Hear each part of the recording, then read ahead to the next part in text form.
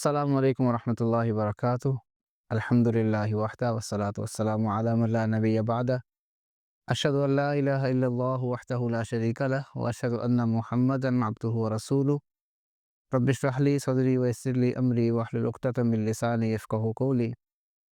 محترم ناظرین کرام، اللہ تعالیٰ کی توفیق سے سورۃ یاسین کے ایک رکوع کی تفسیر مکمل ہوئی۔ آج ہم دوسرا رکوع شروع کرنے جا رہے ہیں آیت نمبر 13 سے۔ اللہ رب العالمین نے اس رکوع کے اندر ایک بستی والوں کا واقعہ بیان فرمایا ہے۔ اللہ تعالیٰ ارشاد فرماتے ہیں وَاضْرِبْ لَهُم مَثَلًا أَصْحَابَ الْقَرْيَةِ إِذْ جَاءَهَا الْمُرْسَلُونَ۔ آپ صلی اللہ علیہ وسلم ان لوگوں کے سامنے، مشرکین کے سامنے ایک واقعہ بیان کریں اس بستی کا، إِذْ جَاءَهَا الْمُرْسَلُونَ، جب ان کے پاس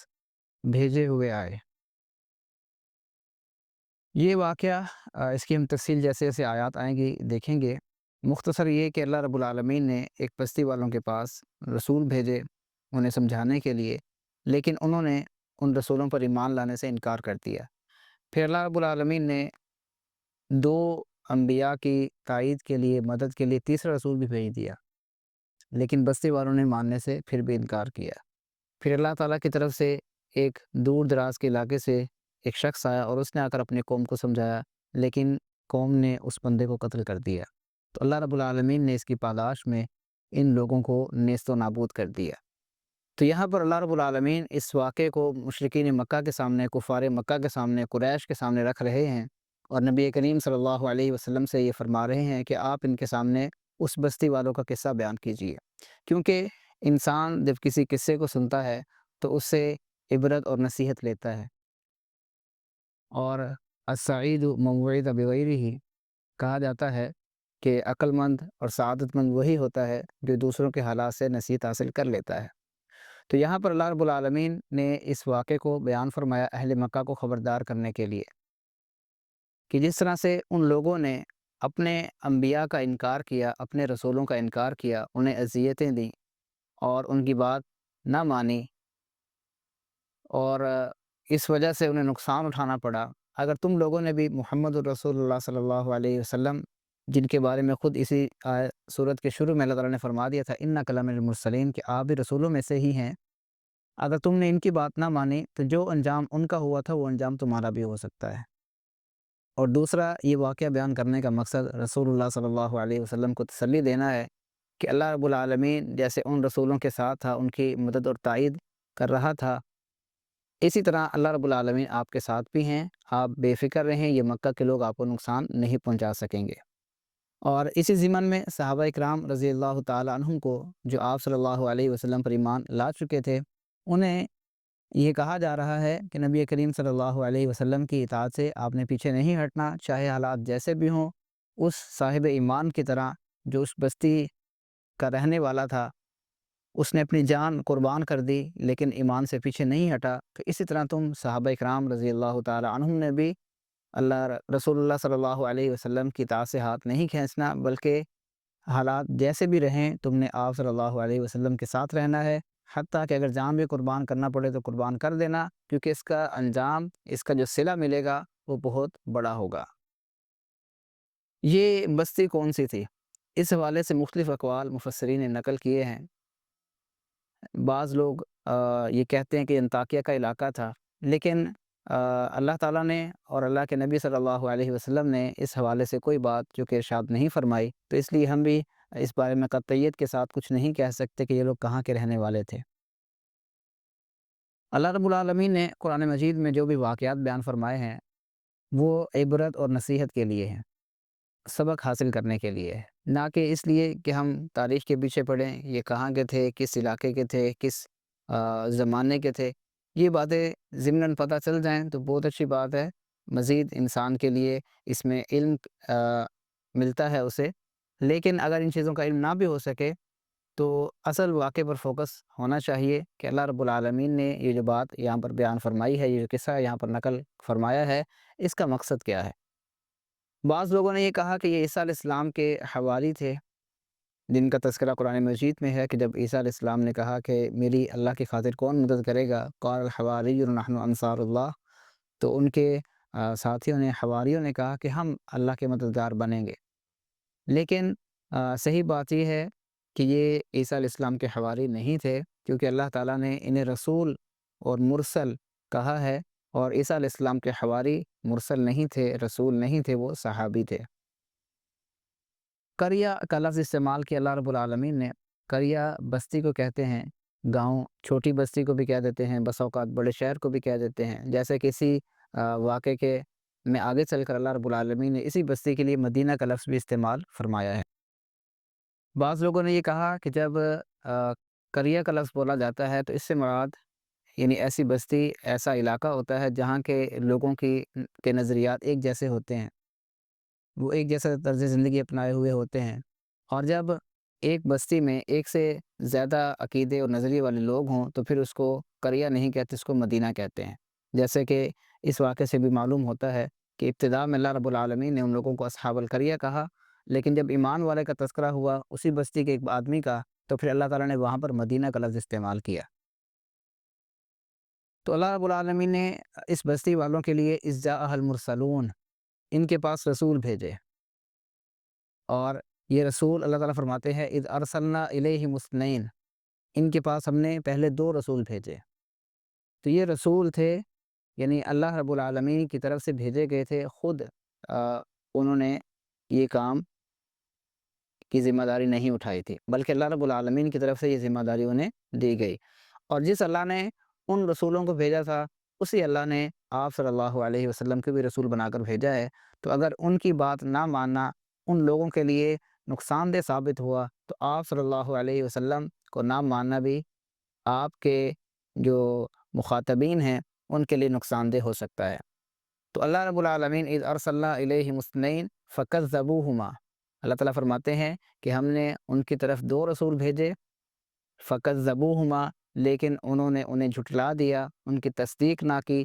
اور جو وہ پیغام لے کر آئے تھے اس پیغام کو ماننے سے انکار کر دیا۔ فعززنا بثالث، تو ہم نے ان 2 رسولوں کو تقویت پہنچائی تیسرے کے ذریعے، یعنی 3 پیغمبر اور 3 رسول بیک وقت ایک بستی کے والوں کے پاس آئے انہیں سمجھانے کے لیے، لیکن بستی والوں نے پھر بھی ماننے سے انکار کیا۔ یہ جب تیسرا بھی آ گیا تو ان تینوں نے مل کر کہا انا الیکم مرسلون، کہ ہم بھیجے ہوئے ہیں، ہمیں اللہ تعالیٰ نے پیغام دے کر بھیجا ہے، اور یہ اللہ کی رحمت ہے، اللہ کی شفقت ہے، اللہ کی مہربانی ہے کہ اللہ رب العالمین تمہیں سیدھے راستے پر لانا چاہتے ہیں، تمہارے لیے یہ پسند فرماتے ہیں کہ تم ایمان والے بن جاؤ۔ تو اللہ تعالیٰ کی یہ یعنی آپ سمجھیں کہ مہربانی کی انتہا تھی ان لوگوں پر، تو انہیں چاہیے تھا کہ وہ ایمان لاتے، وہ ان پیغمبروں کی بات کو تسلیم کر لیتے، لیکن جہالت، ہٹ درمی، ضد، تعصب اور کفر و شرک کی بنا پر ان لوگوں نے ماننے سے انکار کر دیا، اور نہ صرف انکار کیا، فکذبوہما، انہیں جھٹلایا، یعنی ان پیغمبروں کو یہ کہا کہ تم سچ نہیں بول رہے ہو، تم غلط بیانے سے کام لے رہے، تم جو کہہ رہے ہو کہ انا الیکم مرسلون، ہم بھیجے ہوئے ہیں، تم بھیجے ہوئے نہیں ہو، تم خود اپنے طور پر رسالت کا ڈھونگ رچا کر آ گئے ہو۔ تو اللہ رب العالمین فرماتے ہیں کہ ان لوگوں نے نہ صرف انبیاء کرام کو جھوٹا کہا، نعوذ باللہ، بلکہ اس کے ساتھ ساتھ انہوں نے وجہ بھی بیان کی، اور وجہ کیا بیان کی انہوں نے؟ قالوا ما انتم الا بشر مثلنا، انہوں نے کہا کہ تم تو ہمارے جیسے بشر ہی ہو، وما انزل الرحمن من شیء،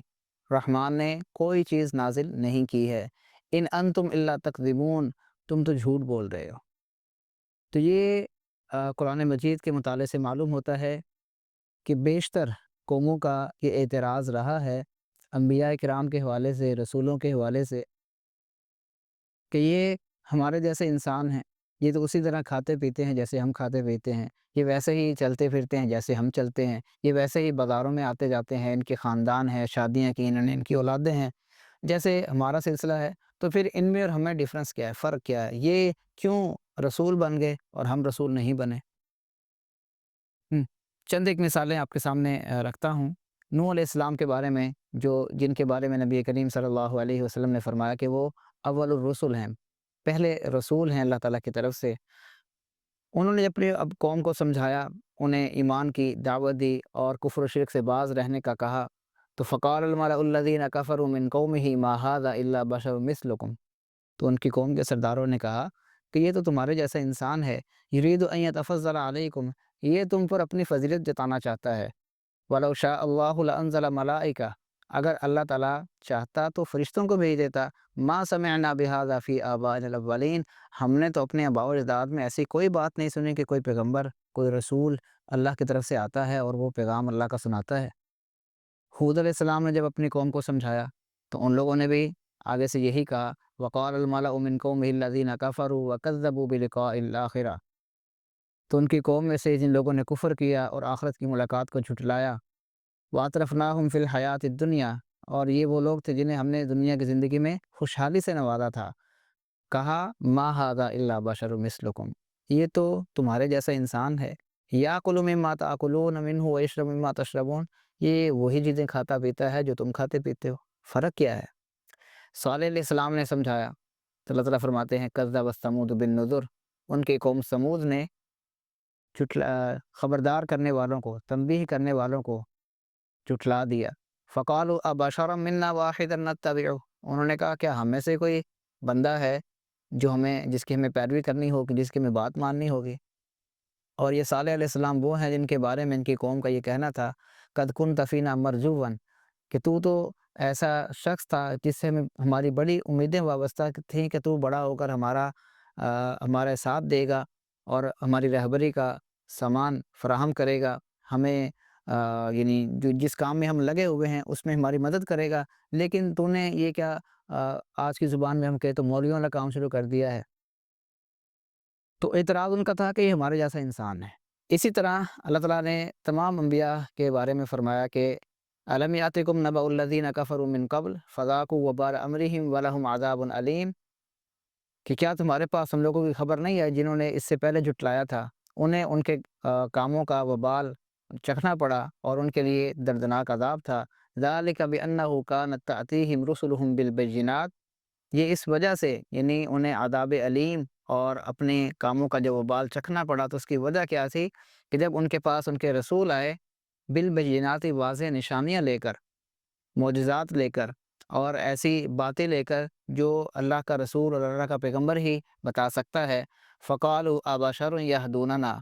تو انہوں نے کہا کہ کیا یہ انسان ہمیں ہدایت دے گا، یہ ہماری رہبری کرے گا، فکفروا وتولوا، اللہ فرماتے ہیں انہوں نے کفر کیا اور منہ موڑ لیا۔ تو یہ گویا کہ تمام انبیاء کرام علیہم السلام کے ساتھ یہ معاملہ پیش آیا کہ ان کی قوم کے لوگوں نے ان کے بارے میں یہ کہا کہ یہ تو انسان ہے، ہمارے جیسا ہی کھاتا پیتا ہے، ہمارے جیسے ہی خاندان اور اولاد والا ہے، تو یہ کیسے رسول ہو سکتا ہے؟ تو اللہ تعالیٰ نے رسولوں کی طرف سے جواب بھی نقل فرمایا ہے۔ سورہ ابراہیم آیت نمبر 11 میں اللہ تعالیٰ ارشاد فرماتے ہیں قالت لہم رسولہم ان نحن الا بشر مثلکم، رسولوں نے کہا کہ ہاں ہم تمہارے جیسے انسان ہیں، ولکن اللہ یمن علی من یشاء من عبادہ، لیکن یہ اللہ تعالیٰ جس پر اپنے بندوں میں سے چاہتا ہے احسان فرماتا ہے اور اس کو اپنا رسول بنا لیتا ہے۔ اللہ اعلم حیث یجعل رسالتہ، اللہ جانتا ہے کہ اس نے کس کو رسول بنانا ہے۔ تو رسالت اور بشریت یہ متضاد چیزیں نہیں ہیں کہ ایک اگر انسان ہے تو وہ رسول نہیں ہو سکتا اور اگر کوئی رسول ہے تو وہ انسان نہیں ہو سکتا۔ یہ غلط فہمی گزشتہ لوگوں کے اندر بھی تھی اور آج بھی بعض لوگ یہ سمجھتے ہیں کہ رسول جو ہے وہ بشر نہیں ہو سکتا، اسے کوئی اعلیٰ مخلوق ہونا چاہیے۔ تو اللہ رب العالمین نے یہ بات قرآن مجید میں واضح فرما دی ہے، انبیاء کرام کی زبانی بھی اور خود محمد الرسول اللہ صلی اللہ علیہ وسلم کی زبان سے بھی یہ بات ارشاد فرمائی گئی، قل انما انا بشر مثلکم، آپ فرما دیے کہ میں تمہاری طرح انسان ہوں، ہاں فرق ہے یوحا الیہ کہ میری طرف وحی آتی ہے، مجھے اللہ نے اپنا پیغمبر اور رسول بنایا ہے، میرے پاس جبرائیل آتے ہیں، اللہ کا پیغام سناتے ہیں اور میں وہ تم تک پہنچا دیتا ہوں، یہ فرق ہے۔ لیکن باقی تو انسان، جیسے تم والدین سے پیدا ہوئے میں بھی والدین سے پیدا ہوا، جیسے تم کھاتے پیتے ہو ویسے میں بھی کھاتا پیتا ہوں۔ وقالوا ما لهذا الرسول يأكل الطعام ويمشي في الاسواق، کفار نے کہا کہ یہ کیسا رسول ہے جو کھاتا ہے اور بازاروں میں چلتا پھرتا ہے۔ تو کسی نبی کو بشر کہنا یہ اس کی توہین نہیں ہے۔ ہمارے ہاں بعض لوگوں نے گستاخی کا یہ معیار بنا لیا ہے کہ اگر کوئی شخص کسی نبی کے بارے میں اور خصوصاً محمد الرسول اللہ صلی اللہ علیہ وسلم کے بارے میں یہ کہہ دیں کہ وہ انسان تھے، بشر تھے، تو کہتے ہیں کہ یہ گستاخ ہے، اس نے توہین کر دی ہے۔ حالانکہ اللہ رب العالمین نے قرآن مجید میں یہ بات واضح فرما دی ہے کہ اللہ تعالیٰ نے انسانوں کو جو مرتبہ عطا فرمایا ہے وہ دیگر مخلوقات کو نہیں ملا ہے۔ اللہ تعالیٰ ارشاد فرماتے ہیں والتین والزیتون وطور سینین وہذا البلد الامین لقد خلقنا الانسان فی احسن تقویم۔ چار چیزوں کی قسم کھا کر اللہ تعالیٰ فرماتے ہیں کہ ہم نے انسان کو بہترین ساخت پر پیدا کیا ہے۔ اور اللہ الذی سخر لکم البحر، اللہ وہ ذات ہے جس نے تمہارے لیے، انسانوں کے لیے باقی مخلوقات کو مسخر کر دیا ہے۔ هو الذی خلق لکم ما فی الارض جمیعا، وہ ایسی ذات ہے جس نے تمہارے لیے ان تمام چیزوں کو بنایا ہے جو زمین کے اندر پائی جاتی ہیں۔ تو انسان کو اللہ نے مخدوم بنایا ہے، انسان کو اللہ تعالیٰ نے مرتبہ عطا فرمایا ہے۔ وَلَقَدْ كَرَّمْنَا بَنِي آدم، اللہ تعالیٰ فرماتے ہیں ہم نے بنی آدم کو عزت بخشی ہے۔ اور آدم علیہ السلام جو پہلے انسان تھے، ابو البشر تھے، انہیں اللہ تعالیٰ نے فرشتوں سے سجدہ کروایا، جو ان کی فضیلت کو بتا رہا ہے۔ تو اس لیے انبیاء کرام کے بارے میں یہ کہنا کہ وہ بشر نہیں تھے اور انہیں بشریت سے خارج کرنا، یہ ان انبیاء کرام کی توہین ہے، یہ ان کی گستاخی ہے، نہ کہ انبیاء کرام کو بشر کہنا یہ گستاخی ہے۔ تو اللہ رب العالمین نے مشرکین مکہ کے اس اعتراض اور جو گزشتہ کفار نے کہا اس کے بارے میں اللہ تعالیٰ نے یہ واضح فرما دیا ہے کہ تمام انبیاء کرام جو تھے، وما ارسلنا قبلک الا رجالا نوحی الیہم وما ارسلنا قبلک من رسول، یعنی آپ صلی اللہ علیہ وسلم سے پہلے جو بھی انبیاء اور رسول آئے وہ انسان تھے، اور وما جعلناہم جسدا لا یاکلون الطعام، اللہ فرماتے ہیں ہم نے ان کے جسم ایسے نہیں بنائے تھے کہ وہ کھانا نہ کھاتے ہوں۔ اور یعنی گزشتہ انبیاء کرام علیہم السلام بھی رسول اور وہ انسان تھے، اور آپ صلی اللہ علیہ وسلم بھی انسان ہیں۔ تو اس لیے اے کفار مکہ، تم اس واقعے سے سبق حاصل کرو، جس طرح سے وہ رسول تھے ایسے ہی محمد الرسول اللہ صلی اللہ علیہ وسلم بھی اللہ کے رسول ہیں۔ تو آپ کی بشریت کو، آپ کی رسالت کو قبول کرنے میں تمہیں رکاوٹ نہیں بنانا چاہیے، کیونکہ اللہ رب العالمین کا قاعدہ اور قانون یہی رہا ہے کہ انسانوں کی ہدایت کے لیے اللہ تعالیٰ نے انسانوں میں سے ہی کچھ بندوں کو چنا اور انہیں اپنا پیغام دے کر بھیجا۔ اور اللہ فرماتے ہیں کُلُّ کَانَ فِی الْأَرْضِ مَلَائِکَةٌ یَمْشُونَ مُطْمَئِنِّینَ لَنَزَّلْنَا عَلَیْہِم مِّنَ السَّمَاءِ مَلَکًا رَسُولًا، کہ اگر زمین پر فرشتے چلتے پھرتے ہوتے تو پھر اللہ تعالیٰ فرشتوں کو نبی بنا کر بھیج دیتا، لیکن زمین پر فرشتے نہیں بستے ہیں، انسان بستے ہیں۔ تو اس لیے انسانوں میں سے ہی اللہ تعالیٰ نے کچھ لوگوں کا انتخاب فرمایا اور انہیں اپنا پیغمبر اور رسول بنایا۔ اور اگر اللہ تعالیٰ یعنی انسانوں کی ہدایت کے لیے فرشتوں کو بھیجتا تو تب بھی انہیں انسانوں کی شکل ہی دینی تھی، کیونکہ فرشتہ تو اپنی اصل شکل میں جو اس کی خصوصیات ہیں وہ اس سے ماورا نہیں ہو سکتا۔ تو پھر اگر اس نے انسان بن کر آنا تھا، آدمی کی شکل میں آنا تھا، تو پھر اللہ تعالیٰ نے انسانوں کو ہی اپنا پیغمبر بنا کر بھیج دیا۔ تو یہ جو بستی والوں نے اعتراض کیا تھا تو اللہ تعالیٰ نے اس کا جواب دیا پیغمبروں کی زبانی کہ ہم تو اللہ کے بھیجے ہوئے ہیں، ہم اپنی مرضی سے نہیں آئے۔ تو انہوں نے کہا ما انتم الا بشر مثلنا وما انزل الرحمن من شیء، کہ رحمان نے کوئی چیز نازل نہیں کی۔ اس سے معلوم ہوتا ہے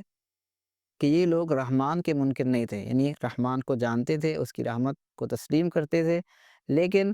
اس بات سے انکاری ہو چکے تھے کہ اب اللہ کی طرف سے کوئی ہدایت لے کر نہیں آئے گا۔ تو انہوں نے کہا کہ وما انزل الرحمن من شیء ان انتم الا تکذبون، تم جھوٹ بول رہے ہو۔ حالانکہ جب وہ رحمان کو مان رہے ہیں تو انہیں یہ یقین رکھنا چاہیے تھا کہ رحمان کی رحمت کا تقاضا یہ ہے کہ وہ گمراہ لوگوں کی یا راہ سے بھٹکے ہوئے لوگوں کی یا غافل لوگوں کی ہدایت کے لیے رسول بھیجتا۔ تو اس نے اپنی اس رحمت کا اظہار کیا، اور تم کہہ رہے ہو کہ انتم لا تکذبون، تم جھوٹ بول رہے ہو۔ لیکن یہی لوگ قیامت کے دن جب اللہ کے دربار میں حاضر ہوں گے تو وہاں پر اقرار کریں گے کہ ہاں ہمارے پاس خبردار کرنے والا آیا تھا لیکن ہم نے نہیں سنا۔ لو كنا نسمع او نعقل ما كنا في اصحاب السعیر، وہاں پر کہیں گے اگر ہم سنتے، ہم غور و فکر کرتے، عقل سے کام لیتے تو آج جہنم میں نہ جاتے۔ تو اللہ رب العالمین سے دعا ہے کہ اللہ تعالیٰ ہمیں قرآن مجید کو سمجھنے کی توفیق عطا فرمائے، اور اپنے اعمال کو قرآن مجید اور نبی کریم صلی اللہ علیہ وسلم کی حدیث کے مطابق بنانے کی توفیق عطا فرمائے۔ وآخر دعوانا الحمد للہ رب العالمین۔